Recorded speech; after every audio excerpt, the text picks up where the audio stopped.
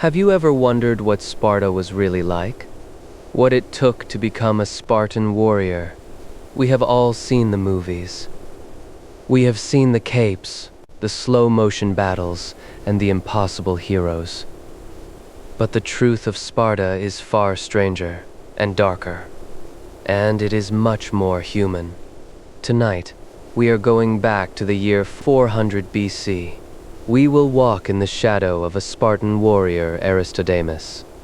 He is a homoios, an equal, a warrior who owns nothing, yet rules over thousands.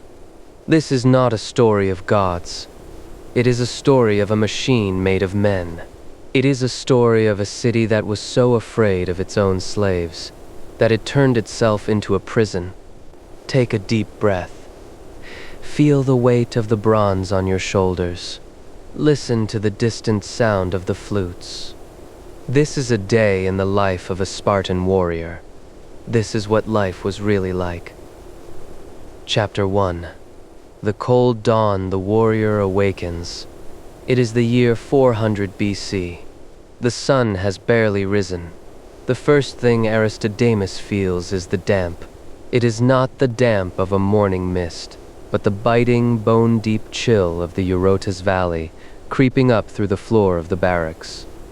He wakes to the rhythmic, heavy thud of a sandal hitting the earth, the overseer making his rounds. Aristodemus is 30 years old. In any other Greek city-state, he would be a man of the house, perhaps a merchant or a farmer overseeing his lands. Here, he is a soldier living in a permanent state of mobilization. He rolls off his bed, a mat of broken reeds he gathered himself from the banks of the river, shorn by hand without the use of a knife. He wraps himself in the tribon, a coarse, crimson-dyed cloak. It is his only garment for the entire year. Whether the sun is baking the Laconian plain, or the snow is dusting the peaks of Mount Taygetus, the tribon is his skin. This cloak is more than fabric. It is the great leveler. In Athens, a wealthy man might flaunt his status with fine linen from Ione. In Sparta, the king and the common soldier look identical. This is the Spartan mirage in action, the carefully curated illusion of total equality among the homooi, the peers. But as Aristodemus steps out into the gray morning light, the reality is more complex. His status as an equal is a privilege he must re-earn every single day. Aristodemus walks toward his syssitia, the communal mess hall. Every Spartan citizen belongs to one of these clubs, typically consisting of about 15 men. This is not a choice. It is a requirement of citizenship. If a man fails to provide his monthly quota of barley, wine, cheese, and figs, or if he is voted out by his peers, he loses his status. He becomes an inferior. He becomes a ghost in his own city. The air inside the syssitia smells of wood smoke, stale wine, and the iron scent of the melas zomos, the infamous black broth. Plutarch wrote, "The old men used to let the young eat the meat, while they themselves supped on the broth. It was said of this broth that the Spartans were the bravest of men, because they would rather die 1,000 deaths than eat such a meal every day." Aristodemus sits. There is no idle chatter. The Spartans are famous for their laconic wit, short, sharp, and often cruel. To speak too much is a sign of a weak mind. He dips a piece of barley bread into the broth, a concoction of boiled pig's legs, blood, salt, and vinegar. It is bitter, acidic, and heavy. It is designed to sustain life, not to provide pleasure. As he eats, he is aware of the eyes upon him. The ephors, the 5 overseers of Sparta, and the elders are always watching. They look for the slightest sign of softness. Did he grimace at the food? Does he look rested? A Spartan who looks too comfortable is a Spartan who has become complacent. In this room, biological family means nothing. Aristodemus has a wife and children in a small house nearby, but he does not live with them. His brothers are the men sitting at this table. They are the men who will stand to his left and right in the Phalanx. If he cannot trust them to share a bitter meal in silence, he cannot trust them to hold a shield wall when the Persian or Athenian spears begin to rattle against the bronze. In the corner of the mess, a figure moves silently, pouring wine diluted heavily with water.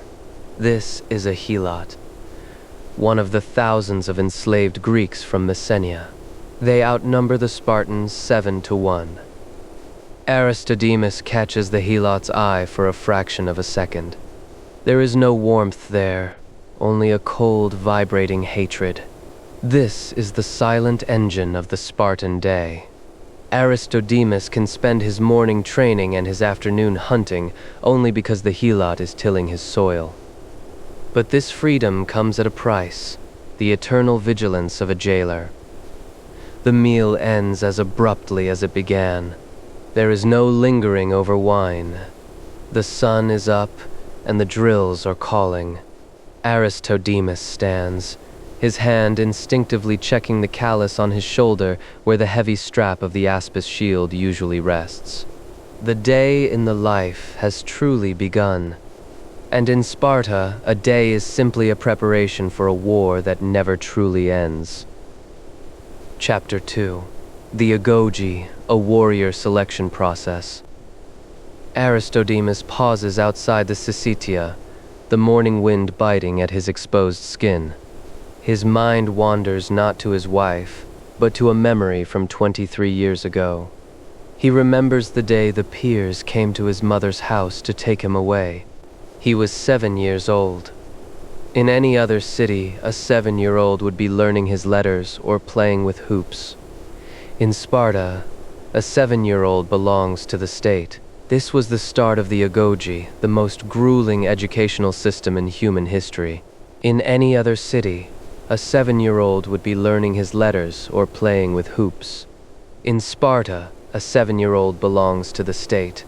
This was the start of the Agoge, the most grueling educational system in human history. The Spartan system was designed to break the bond of the nuclear family and replace it with a bond to the state.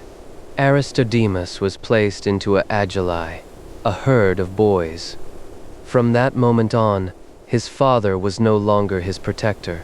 His protector was the paidonomos, the warden of the boys, who carried a whip as his primary teaching tool.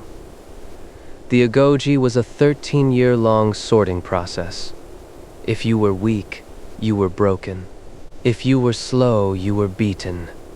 The goal wasn't just to make a soldier, it was to create a human being who felt no physical discomfort and feared no pain. Aristodemus remembers the hunger. The state intentionally underfed the boys to make them lean and to force them to steal. This wasn't a lapse in logistics, it was a deliberate test of stealth. Xenophon notes that the Spartans encouraged stealing food to make the boys more resourceful in getting supplies and better fighters. However, there was a catch. If a boy was caught, he wasn't punished for stealing. He was punished for being clumsy enough to get caught. Aristodemus recalls a boy in his agili who stole a young fox and hid it under his cloak. Rather than let the animal's cries betray his theft, the boy stood in silence while the fox him with its claws. He dropped without a sound. To a modern ear, this sounds like a horror story. To Aristodemus, it was the ultimate example of arete, excellence. As the boys aged, the comforts were stripped away. The cloak. At age 12, Aristodemus was stripped of his tunic and given a single tribon, cloak for the year. No shoes were allowed, even in the dead of winter, to harden the soles of the feet for the rocky Laconian terrain. The bed. They slept on reeds gathered from the Eurotas River. In winter they would mix thistledown into the reeds, believing it had warming properties. The ritual of the lashes. Once a year, at the altar of Artemis Orthia, the boys would participate in a contest of endurance, being whipped until the stone altar was drenched in blood. The boy who stood the longest without a cry was crowned the altar victor, By the time Aristodemus reached 19, he entered the most shadowed part of his training, the crypteia. Unlike the heavy infantry training of the Phalanx, the crypteia was a lesson in state-sponsored terror. The strongest young men were sent out into the countryside with nothing but a knife and basic rations. Their mission? To hide during the day and, under the cover of night, murder any helots who were too strong, too outspoken, or too influential. This was the dark heart of the Spartan equal. His status was built on the calculated, ritualized murder of his neighbors. It ensured the Helots remained terrified and the Spartan youth remained cold-blooded. Aristodemus shakes the memory away. He is no longer that shivering 7-year-old. He is a finished product. He is a weapon of the state, his nerves cauterized by a decade of systematic trauma. He turns his gaze toward the training grounds, the gymnasium, where the heavy bronze waits. Chapter 3. The Gear and the Grind. The Warrior Phalanx Training. Aristodemus stands before the wooden rack in the training square. Before him rests the panoply, the full suit of a hoplite. To a casual observer, it is a gleaming display of bronze and craftsmanship. To Aristodemus, it is a 60-pound burden that he must wear until it feels like a second skin. He begins the ritual of arming himself. It is a slow, methodical process. In the Phalanx, your life depends not on your own skill. It depends on the integrity of the man to your left, and that integrity starts with the maintenance of the bronze. He reaches first for the aspis, often called the hoplon. This is the most important piece of equipment in the Greek world. It is roughly 3 feet in diameter. A convex disc of heavy wood, usually oak or poplar faced with a thin sheet of hammered bronze. What makes the aspis revolutionary is the argive grip. Unlike earlier shields held by a single central handle, the aspis features a bronze sleeve in the center, the porpax, through which Aristodemus slides his forearm, and a leather handle at the rim for his hand. This double grip allows the shield to be supported by the entire arm and shoulder, rather than just the wrist. It allows for a shield so heavy, nearly 20 pounds, that it would be unmanageable otherwise.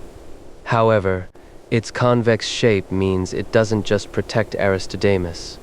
It extends past his left side to protect the unshielded right side of the man standing next to him.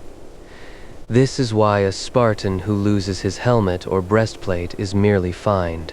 But the man who loses his shield is stripped of his citizenship. You wear the helmet for your own protection, but you carry the shield for the whole line. Next, he takes up the dory, his primary weapon. It is a spear of ash wood, roughly 7 to 9 feet long. The spearhead is leaf-shaped iron, designed to punch through bronze and linen. But the most Spartan part of the weapon is the butt spike, or the sauroter, the lizard killer. At his hip, Aristodemus slings the xiphos, his sword. In Athens or Thebes, these swords are roughly 24 inches long. In Sparta, they are notoriously short, barely 12 to 15 inches, more like a heavy meat cleaver or a long dagger. When a young Spartan once complained to his mother that his sword was too short, she famously replied, "Then take a step closer to the enemy." The Spartan sword was designed for the horrific, claustrophobic crush of the Phalanx, where there was no room to swing a long blade. It was a tool for the underhand stab into the gaps of an opponent's armor, the groin, the throat, or the armpit.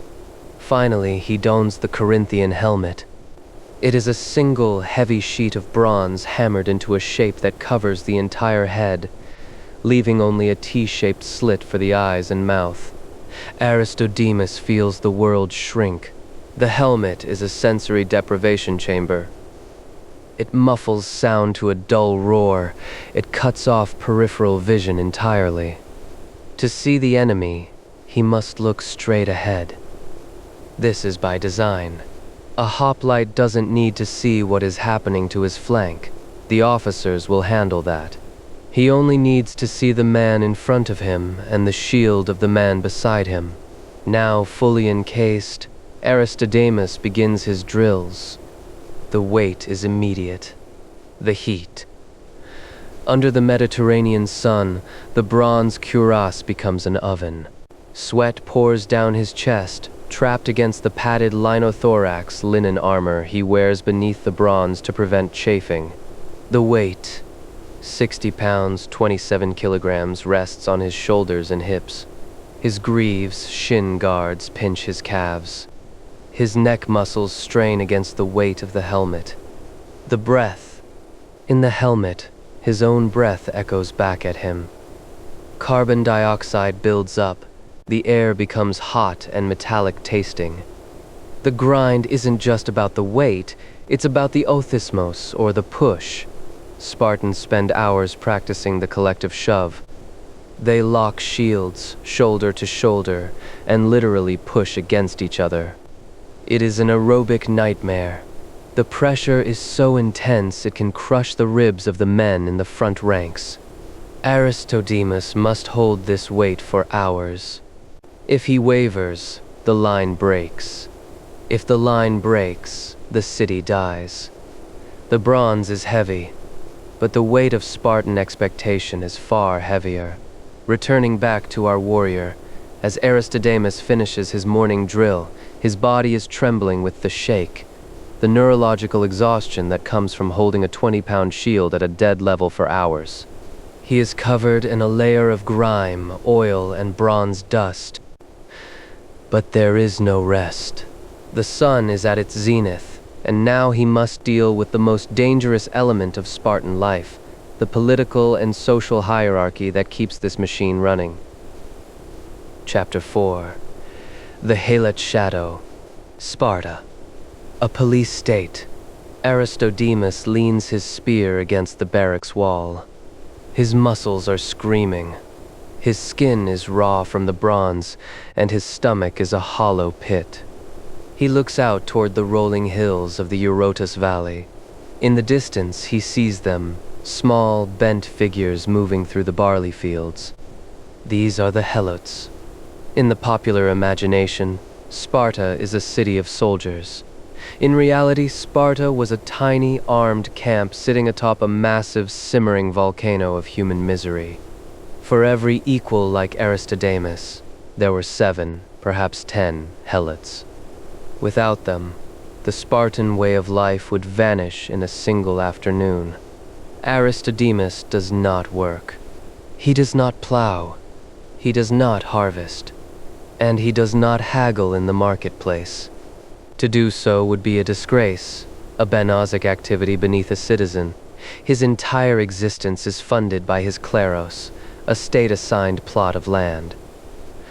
But Aristodemus doesn't manage the land. The Helots do.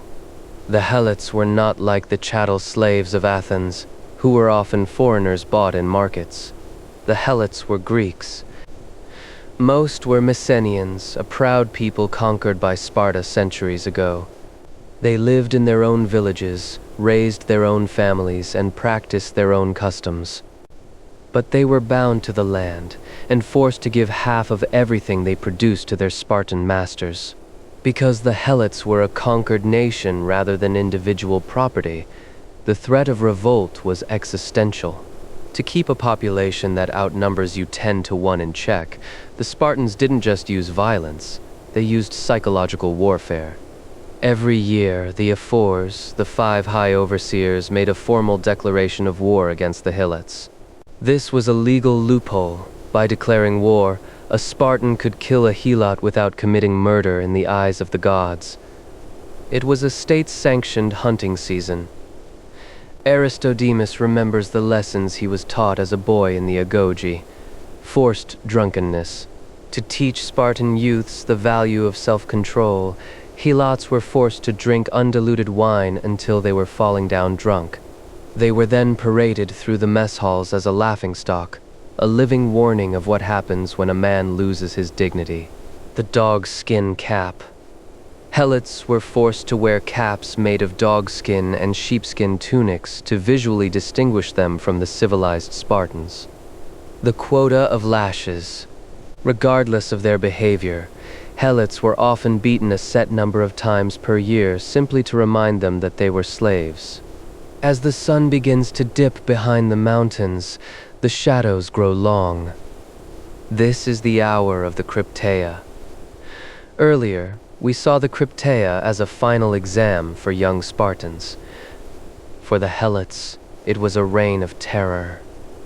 While Aristodemus rests, the elite youths of the city, the most promising future officers, are out in the darkness. They carry nothing but a dagger. They have spent the day hiding in thickets or caves watching the Helot villages. They are looking for the dangerous ones. They aren't looking for the lazy or the weak. They are looking for the Helots who are too tall, too strong, too charismatic, or too smart. Thucydides notes the following about the Spartans. He says the Spartans were always mainly guided by their fears of the Helots. Once, when they feared their numbers and stubbornness, they proclaimed that those Helots who claimed to have done the best service should be set free. 2,000 were selected, crowned themselves with garlands, and went around the temples in joy. Soon after, the Spartans made away with them all, and nobody knew how each of them perished. This is the Spartan paradox. To be the freest men in Greece, the Spartans had to become the most paranoid jailers in history. Every time Aristodemus steps into the Phalanx, he knows that the greatest threat isn't the Athenian spear in front of him, it's the Helot shadow behind him. Aristodemus looks at his hands. They are calloused from the spear, not the plow. He is a peer, an equal, a master of the Eurotas. But as he watches the Helot figures disappear into their huts for the night, he knows the truth. He is as much a prisoner of this valley as they are. He cannot leave without permission. He cannot pursue art or philosophy or wealth. He is a guard dog on a short leash, and the people he guards are the very ones who feed him. The shadow of the Helot is the shadow of Sparta itself. Without the slave, there is no warrior. Without the terror, there is no mirage. Our warrior Aristodemus, as the evening chill sets in, turns back toward the barracks. The physical grind of the morning is over, but the social grind is just beginning. In Sparta, even your free time is a performance. Chapter 5. The Spartan Social Pyramid. Aristodemus walks through the agora of Sparta. Unlike the bustling marble-clad marketplace of Athens, the Spartan center is austere. It is a collection of gray stone buildings and open training grounds. As he moves, the air changes. He is no longer surrounded only by his peers. He is now navigating the complex, jagged layers of the Spartan social pyramid. In Sparta, you are either a god among men, a functional ghost, or a cog in the machine. There is no middle ground. Yet the city cannot breathe without the people who inhabit the spaces between. As Aristodemus approaches the edge of the civic center, he meets a man delivering a bundle of iron spits, the money of Sparta. This man is a perioikos. He is not a slave, but he is not a citizen. He lives in one of the 80-odd smaller towns surrounding the Eurotas Valley. The perioikoi are the silent architects of the Spartan military machine. While Aristodemus is forbidden from practicing any trade, the perioikoi are the city's blacksmiths, shipbuilders, and merchants. The armorers. Every gleaming breastplate and spearhead Aristodemus owns was forged in a perioikoi workshop. The econom. They are the only ones allowed to handle gold and silver, conducting the trade with the outside world that the Spartans pretend doesn't exist. The shield mates. In times of total war, the perioikoi are drafted into the Phalanx.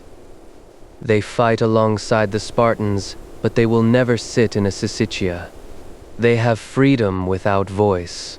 Aristodemus acknowledges the man with a curt nod. It is a relationship of cold utility. The perioikoi are the buffer between the Spartan elite and the rest of Greece, the hands that keep the city's heart beating while the equals focus on the art of killing. As the merchant departs, Aristodemus spots a figure lurking in the shadows of a portico. The man's cloak is tattered, and he averts his eyes. This is Cynodon, or someone like him, a hypomean or inferior.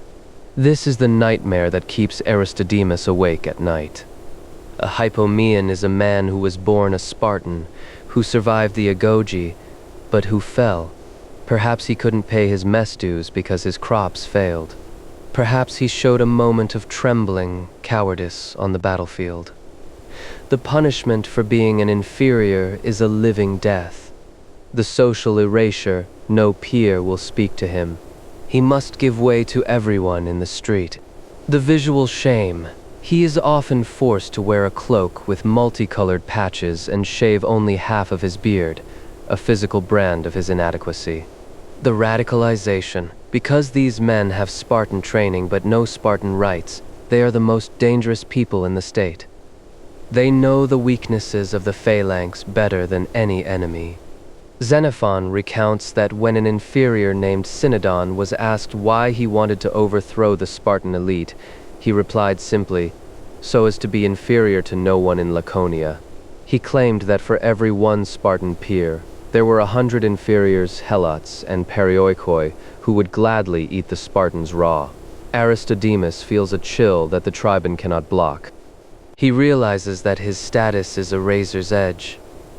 One bad harvest, one moment of hesitation in the shield wall, and he becomes the man in the shadows. At the top of this pyramid, Aristodemus sees a small procession. At its head are the two kings. Sparta is unique in having a dual kingship, two dynasties, the Agiads and the Eurypontids, who claim descent from Heracles himself. They are not absolute monarchs. They are watched by the ephors and checked by each other. In the city, they live like any other peer. In war, one of them becomes a god commander with the power of life and death. Aristodemus watches them pass. Even the kings are bound by the same great retra, the Spartan constitution, that binds him. In Sparta, the law is the only true king. By midday, Aristodemus has navigated a gauntlet of social expectations. He has looked down upon the Helot, looked past the perioikos, and looked away from the inferior. The social hierarchy isn't just a list of classes, it's a psychological vice.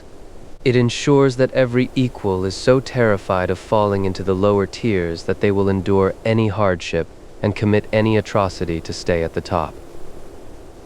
Chapter 6. Spartan women, power in the city of men. Aristodemus leaves the training grounds and heads toward the residential district of Pitane. As he walks, he hears a sound that would be scandalous in Athens or Corinth.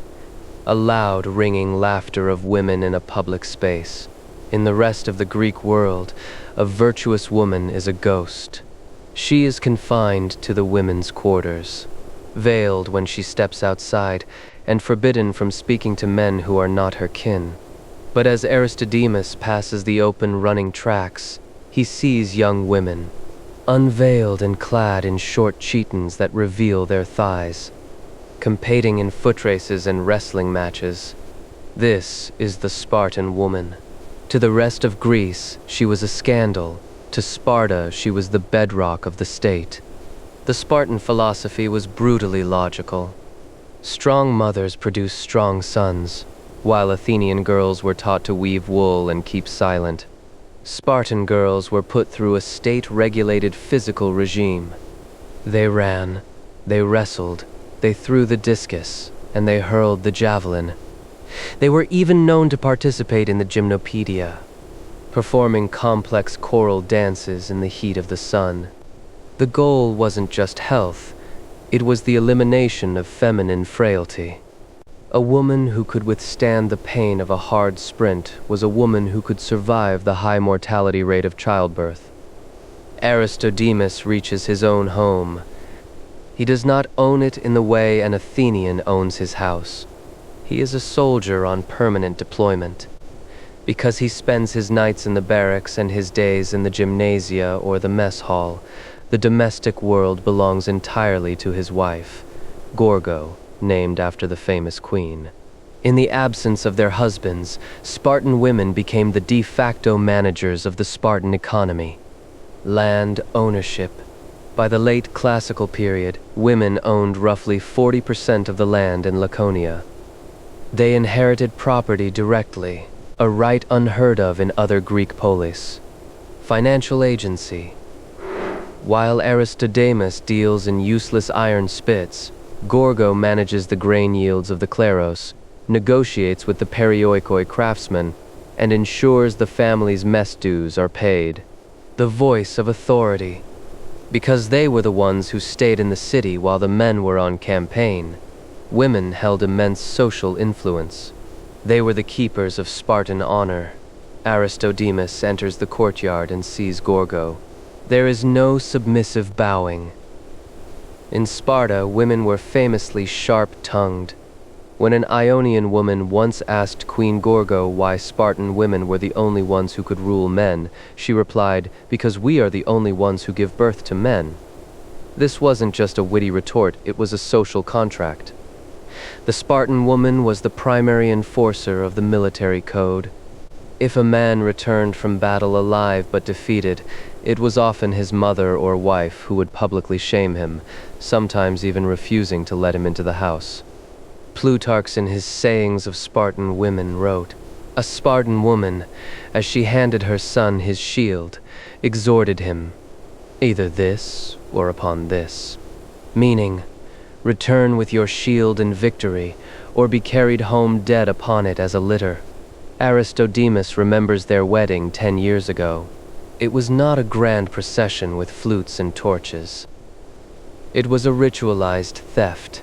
In a traditional Spartan marriage, the bride's hair was cropped short like a man's. She was dressed in a man's cloak and sandals and left in a dark room. Aristodemus had to kidnap her, return to his barracks for dinner, and then sneak into the house to consummate the marriage before returning to the barracks before dawn.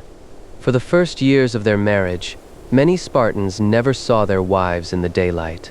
This was designed to keep the passion high and the attachment low. The state wanted the couple to produce children, but it did not want them to become a family unit that might compete with the man's loyalty to his phalanx. As Aristodemus speaks with Gorgo about the upcoming harvest, he is aware that she is more literate and better fed than almost any woman in the Mediterranean. She hasn't spent her life hunched over a loom.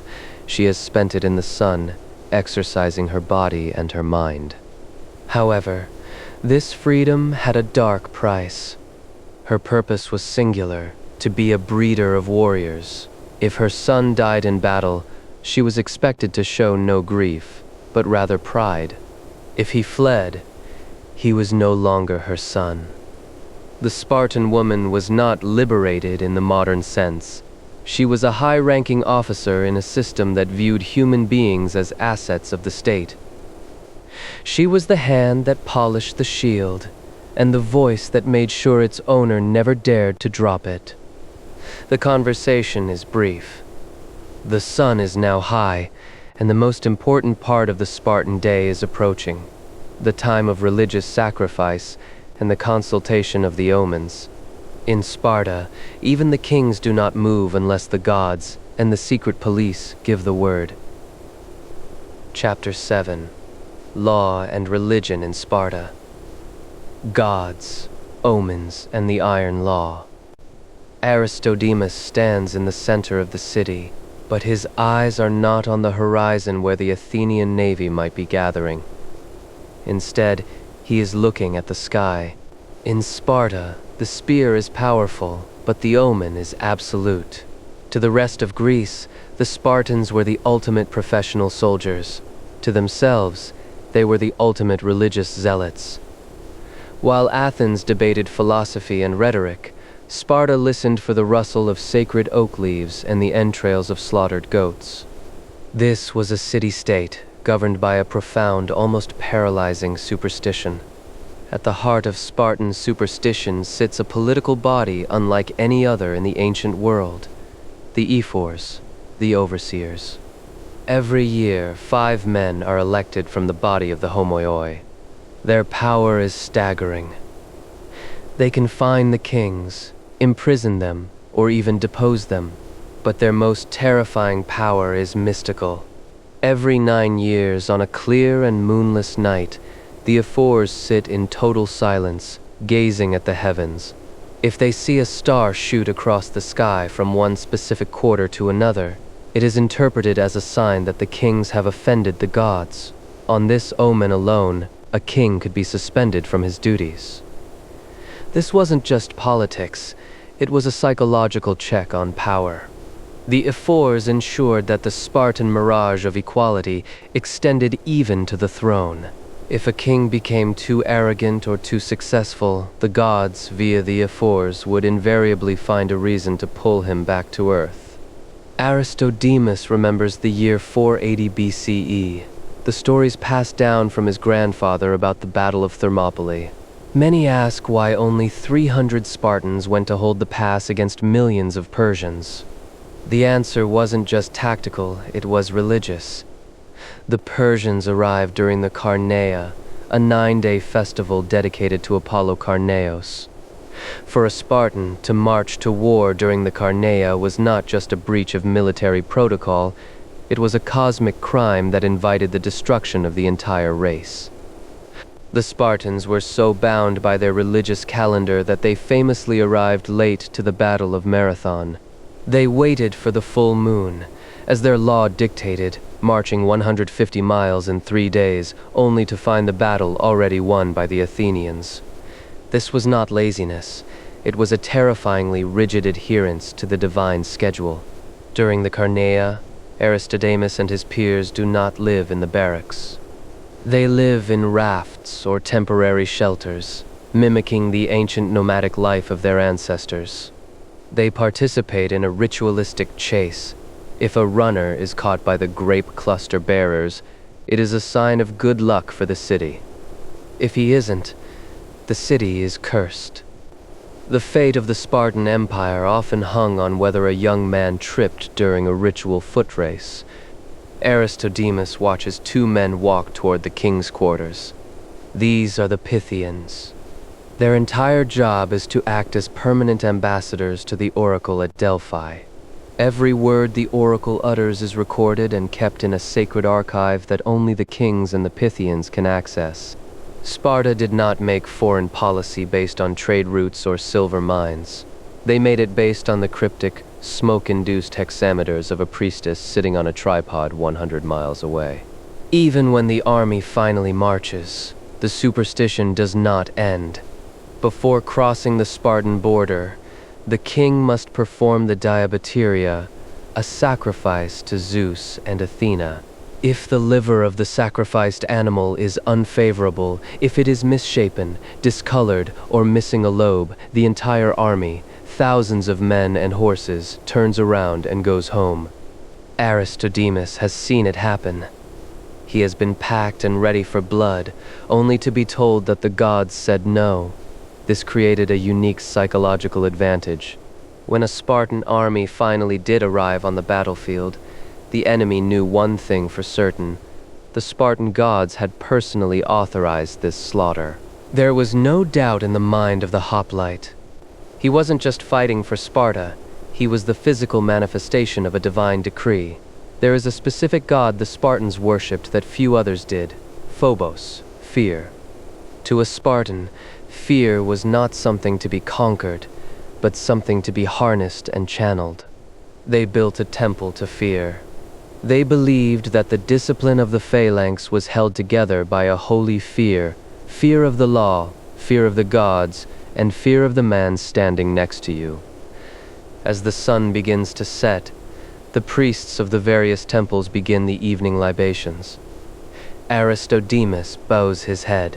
He is a man who can face a Persian arrow or an Athenian spear without blinking, but he trembles at the thought of a bad liver or a shooting star. In Sparta, the bronze armor protects the body, but the ritual protects the soul. Without the gods, the Spartans are just men. With the gods, they are the lion of Heracles.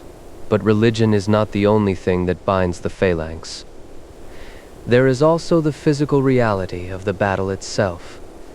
The omens have been read. The sacrifices have been made. The festival is over. Now, we must look at the push. Chapter 8. The Phalanx mechanics. The omens have been cleared. The sacrifices have been accepted. Aristodemus stands in the shadow of Mount Taygetus, but he is no longer an individual. He is a single cell in a massive bronze-scaled organism, the Spartan Phalanx. To the untrained eye, a battle in the 5th century BCE looks like a chaotic brawl. To a Spartan, it is a matter of cold, brutal physics. In this chapter, we strip away the Hollywood slow-motion heroics and look at the terrifying mechanical reality of the othismos, the push. In Athens or Thebes, armies often charge into battle with a scream, fueled by a frantic, adrenaline-soaked rush. Sparta is different. As Aristodemus locks his shield into place, he does not hear a war cry. He hears the aulos. Spartan armies march to the sound of flute players. This isn't for entertainment, it is a tactical necessity. The flutes provide a steady, relentless cadence. By marching slowly and in step, the Spartan line remains perfectly straight. If a line breaks or bunches up before contact, it creates gaps where an enemy spear can penetrate. The sound of the flutes is a psychological weapon. To the enemy, the sight of thousands of men walking toward them in total silence, save for the rhythmic piping of the flutes, is unnerving. It signals a terrifying level of discipline. It says, "We are not afraid, and we are not in a hurry to kill you, because your death is an inevitability." Aristodemus is positioned in the 3rd rank. The Phalanx is typically 8 men deep. The front rank. These are the promachoi. They face the immediate impact. Their spears are leveled, and their eyes are fixed on the gaps in the enemy's helmets. The middle ranks. This is where Aristodemus stands.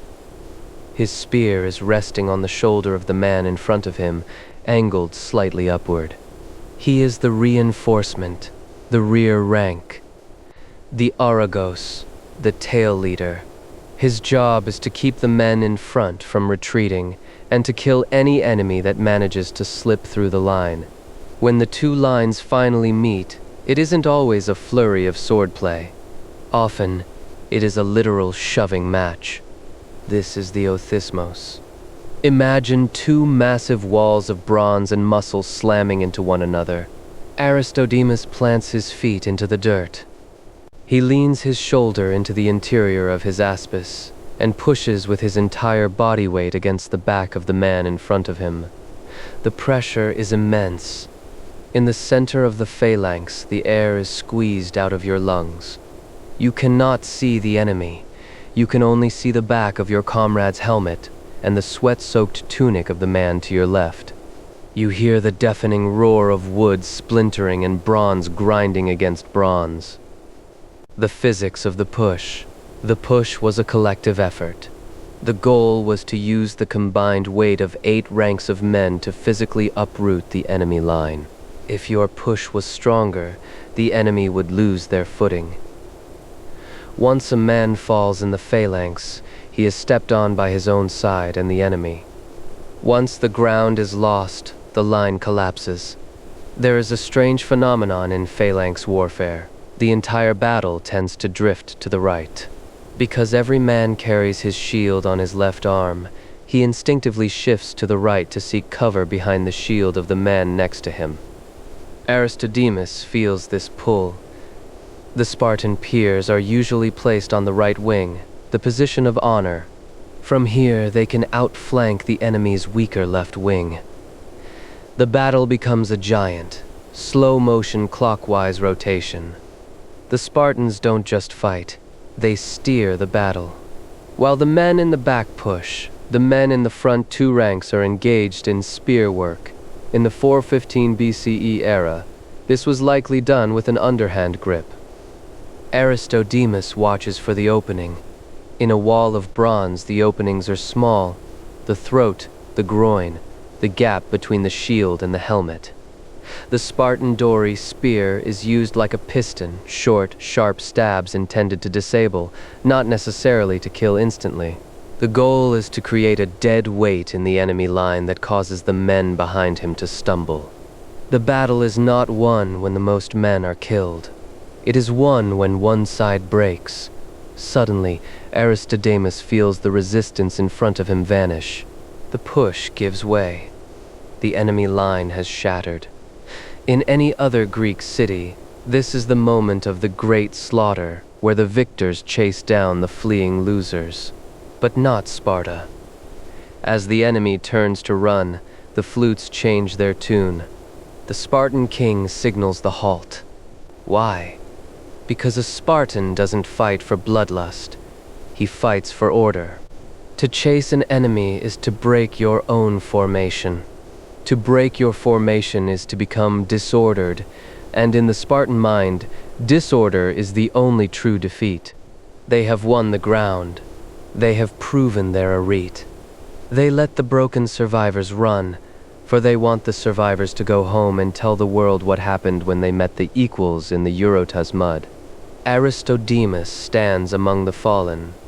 His armor is dented, his spear arm is numb, and the black broth he ate this morning feels like a lead weight in his stomach.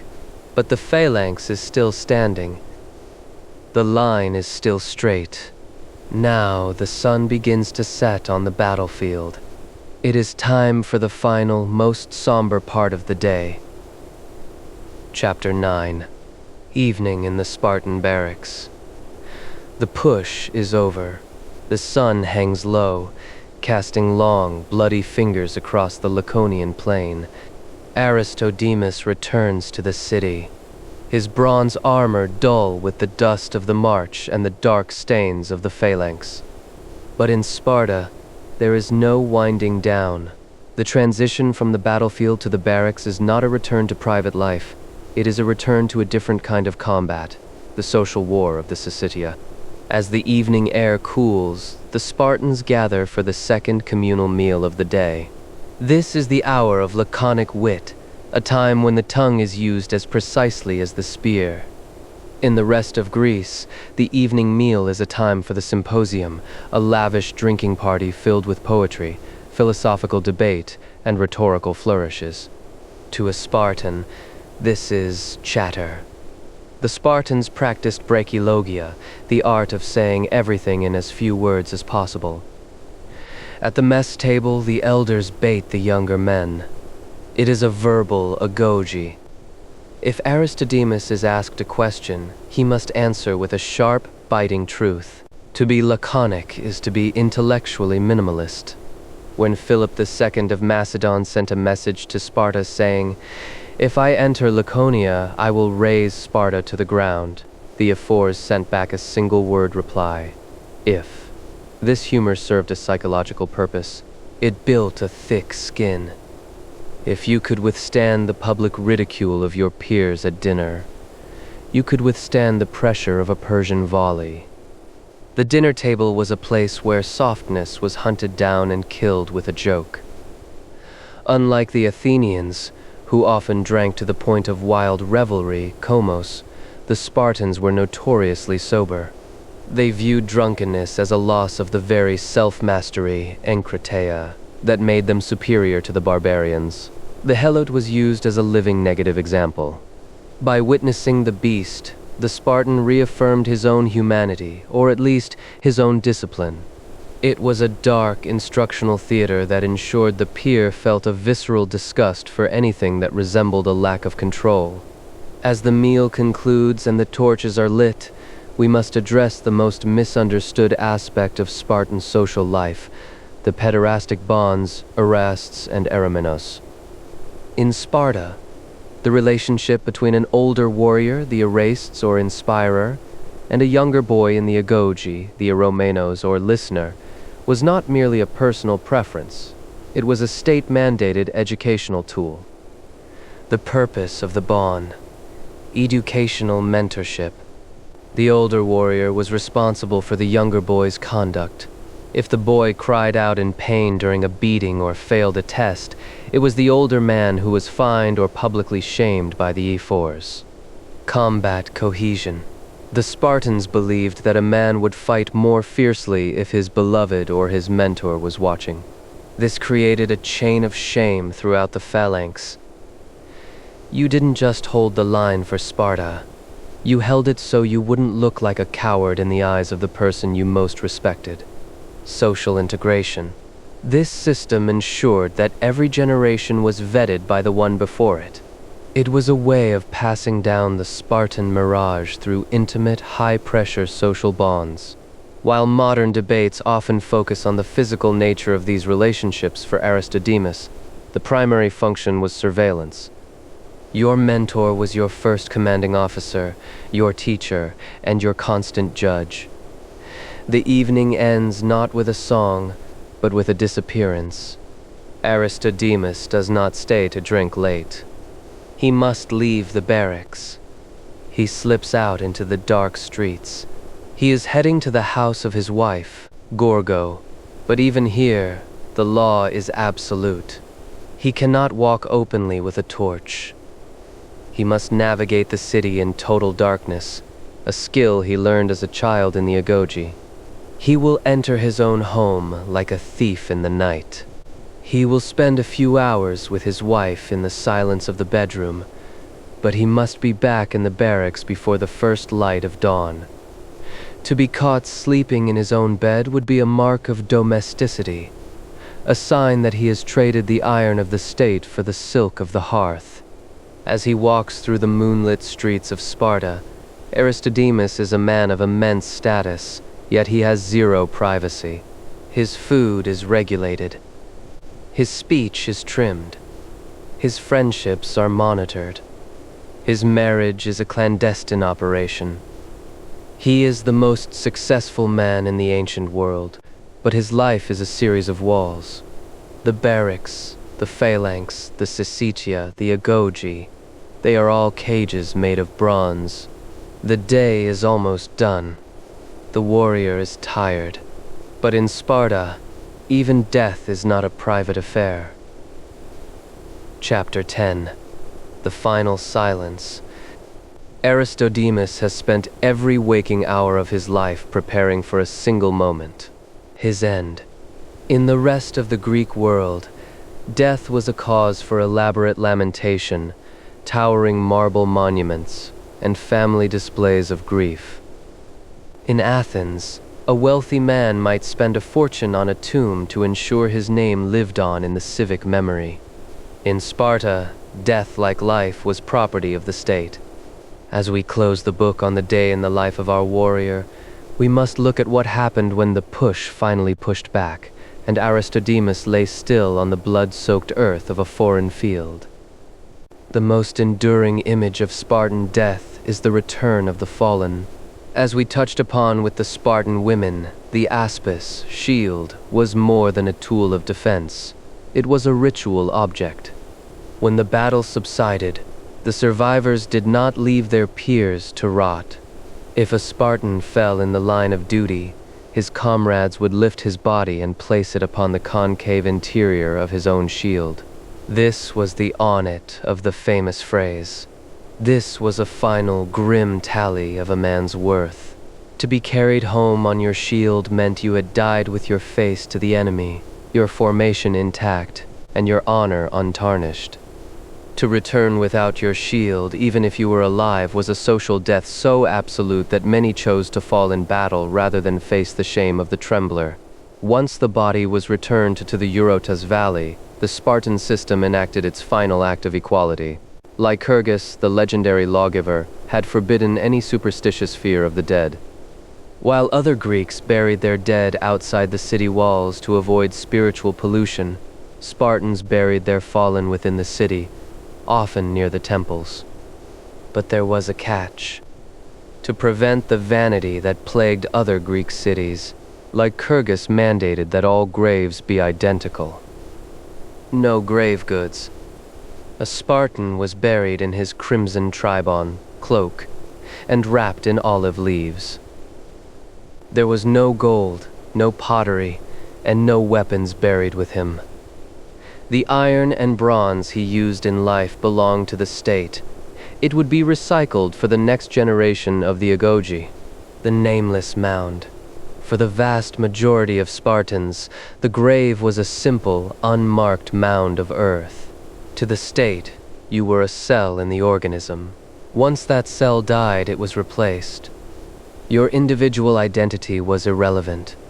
There were only two exceptions to the rule of the nameless grave. In the entire history of the city, only two classes of people were permitted to have their names carved into stone. 1. Men who died in battle. 2. Women who died in childbirth. This is perhaps the most profound insight into the Spartan mind. To the equals, there were only two ways to reach the pinnacle of arete, excellence, by giving your life for the state on the front line, or by giving your life to produce the next generation of the front line. A tombstone would simply read, Aristodemus in war. No list of ancestors. No list of victories. Just the name and the cause.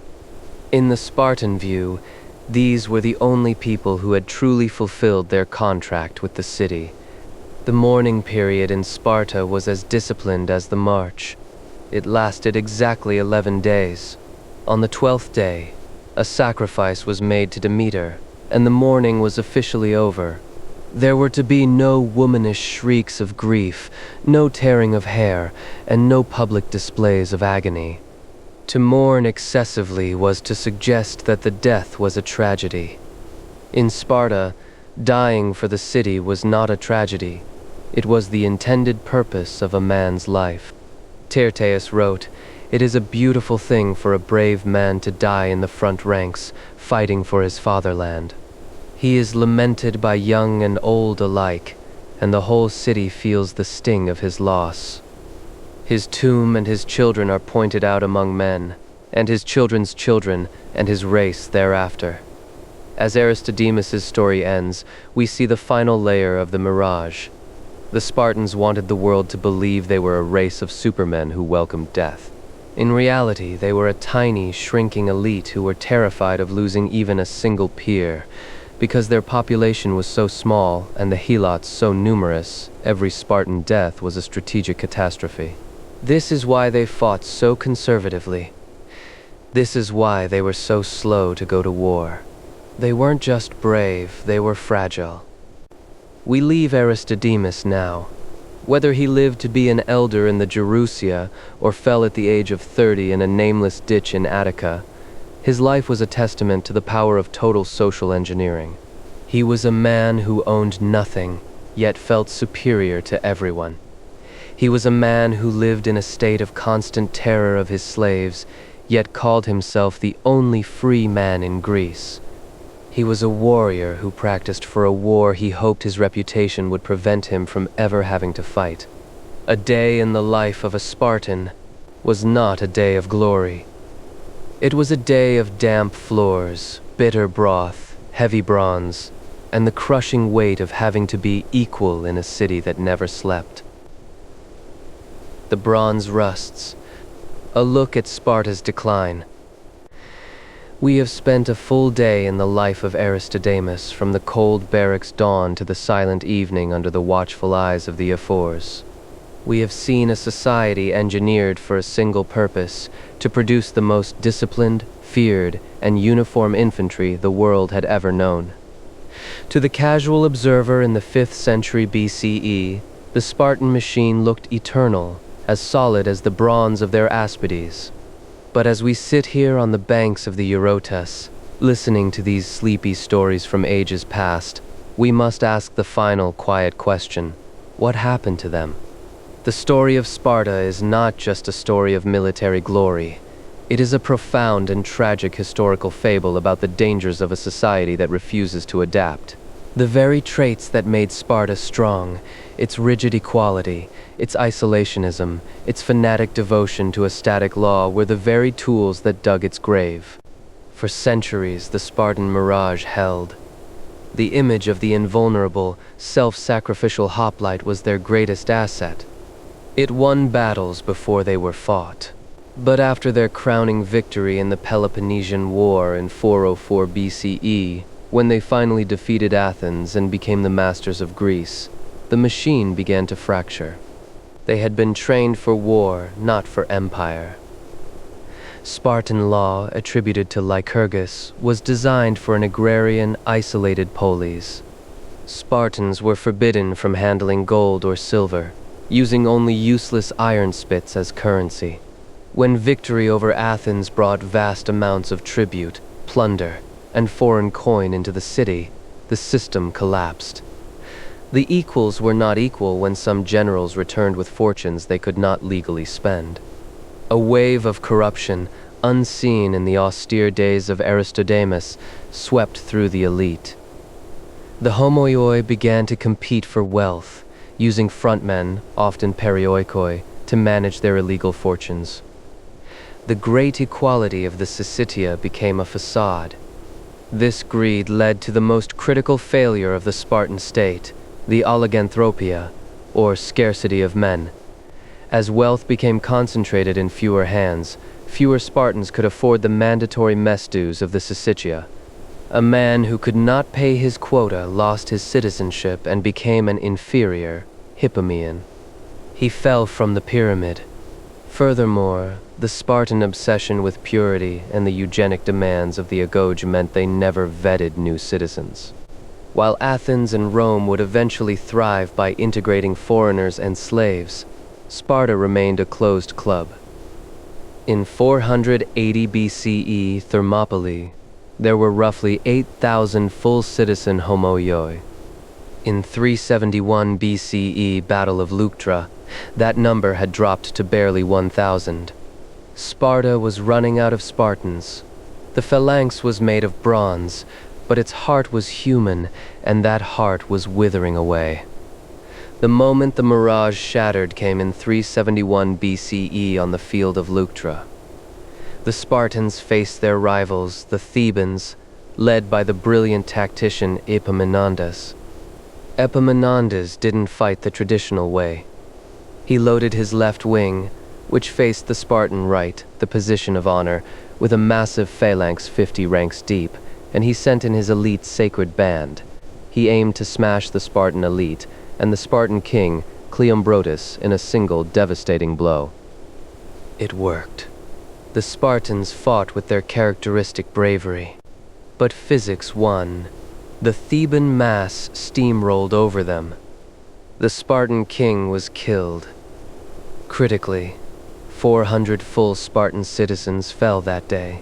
With only 1,000 remaining, this was not just a battle lost, it was a demographic extinction event. When the news reached Sparta, the ephors forbade mourning. The tremblers, survivors, were shamed, but there were so few of them that the city could not afford to execute its own laws. Epaminondas was not finished. He marched into the Spartan heartland and did what no enemy had done in centuries. He liberated Messenia. He freed the Helots. In a single campaign, Sparta lost its economic engine. The Helots, whose labor funded the leisure of warriors like Aristodemus, were gone. The Kleros lands were lost. The equals were now just men with outdated armor and no one to feed them. The city that had dominated Greece for 300 years was reduced to a footnote. They became a curiosity. In later Roman times, wealthy tourists would visit Sparta to watch the young men participate in the whipping ritual at the altar of Artemis Orthia, a grotesque theme park version of their vanished agoge. Aristodemus would not understand the world that came after him. He would not understand a Sparta without Helots, without two kings, or without a feared reputation. His life was a perfect circle, defined by the barracks, regulated by the mess hall, and ended by the state. He sacrificed his individuality, his family, and his freedom for a security that ultimately proved illusory. This has been another sleepy story from ages past, a journey into a world that traded everything for discipline. We must respect the burden Aristodemus carried, but perhaps as we find our own rest, we can find it not in the black broth of conformity, but in the complex, untidy freedom that Sparta so feared. Close your eyes. The flutes are silent. The bronze has returned to the earth. The city of the equals is now just a whisper in the night.